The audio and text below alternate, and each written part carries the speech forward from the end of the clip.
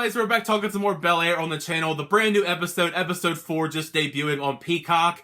I actually quite enjoyed the first 3 episodes. They weren't perfect by any means, but it had my interest enough to continue at least for one more episode, so that's why we're here this week. Despite tensions getting kind of high in the last episode between Will, Carlton, and all the stuff in Philadelphia, this episode is a bit more simple in its storytelling, choosing to mainly focus on everyone rallying to help Uncle Phil's campaign to be LA's district attorney. Of course there is still drama along the way. You wouldn't have this show without at least some type of fun drama along the way, but it was kind of a nice breath of fresh air and probably the most normal out of all the episodes so far. I thought it was really nice to see that it became such a big family affair to help out Uncle Phil with his campaign, everyone doing their part, handing out flyers. Will and Carlton are going to get signatures. We knew all of that stuff with Will and Carlton going out together. We knew that was going to lead to some sort of friction and probably is some of the best tension in the whole episode. In the first 3 episodes, Carlton definitely was my least favorite character, and that doesn't really waver in episode 4. He's still just as obnoxious and all around just a snooty, unlikable person. He doesn't even really want to help out his dad on his campaign. He has underlying motivation to even try and help him to kind of work the system.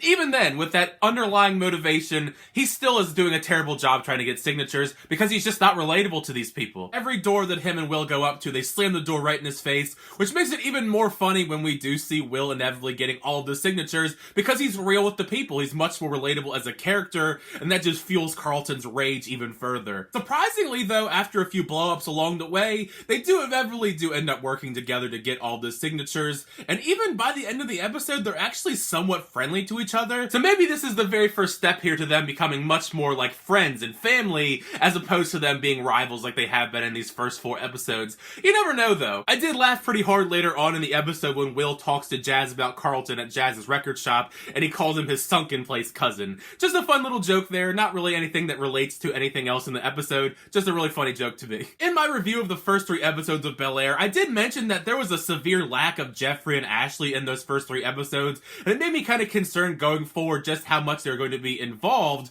but this episode, they're actually very heavily featured because the storylines they're given definitely took me by surprise. The big one that took me by surprise is Jeffrey, because Jeffrey, he's actually kind of intimidating in this show, like when we see him talk to Will about everything and how he knows everything and he's gonna take care of it, which leads into him later talking to the guy that was spying on Will at school about trying to buy off Rashad, but he won't give him any more money, and that leads into the ending portion of this episode we're going to speculate about. But yeah, Jeffrey's pretty cold-blooded. When it comes to Ashley, however, her storyline, it went in a completely different direction than I anticipated. I don't know, maybe it's because I've been watching a lot of Euphoria, so I just kind of expect the worst when it comes to these characters. She was acting very sneaky, hanging around Hillary and then sneaking off. Then we find out she's just going to meet up with some friends that she met online that play video games together. It's certainly not a great decision to go off by yourself to go meet up with some people you met online, because that's like sketchy 101. But you know, Ashley's a young character. She's got to live and learn a little bit. You know, she does kind of learn her lesson here when Jeffrey does inevitably find her, because Jeffrey, like I said, he's cold-blooded in this show. He's actually very scary. It was pretty nice of him, though, to invite her friends to that campaign event that her dad is throwing later in the episode, because he didn't have to do that. But Jeffrey, like I said, he's scary, but he does have good intentions at the heart, when it comes to the family, at least. When it comes to the Hillary stuff in this episode, I actually did like Hillary in the first 3 episodes, even if I'm not, like, totally relating to the whole food influencer kind of thing. And we double down on that a lot in this episode because of the whole fact that she's, you know, a food influencer. She's trying to get into this food influencer house, and that dilemma is like a big storyline in the episode.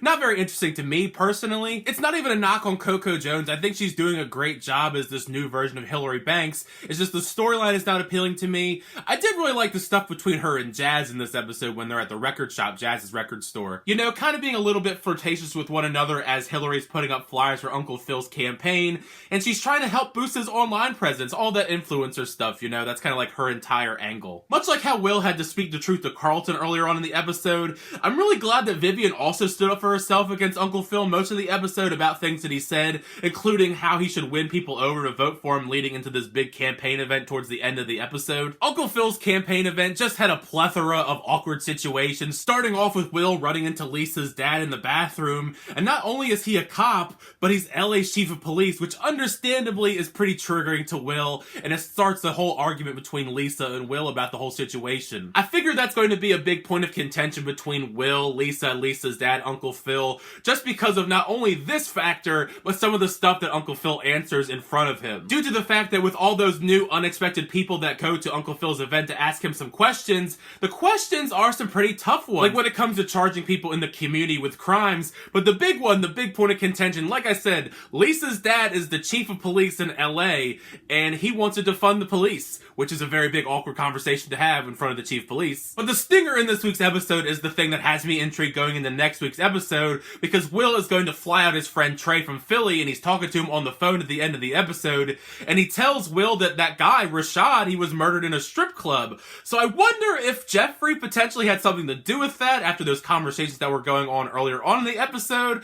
I don't know, but I mean, I'm curious to see how that's going to transpire and how it's going to affect everything with Will and Bel-Air, with all that stuff that's going on in Philly still. All around a solid episode in my opinion. Like I said, a very normal episode compared to the crazy bombastic stuff we saw in those first 3 episodes. I figure we'll kind of get a kind of balancing act between that stuff and next week's episode, but who knows? So make sure you share your thoughts down below. What'd you think of this new episode of Bel-Air, episode 4? Do you like the episode? Not like the episode? Share all your thoughts down below in the comments section. It's part of the fun is having the conversation with you guys in the comments section down below. If you have any speculation what you think is going to happen in next week's episode, that's also welcome as well. But thank you guys so much. Shout out the reviews. I really appreciate it. Make sure to leave a like on the video, so subscribe to the channel, share updated reviews, reactions, unboxings, and more. Next time, I'll see you guys later.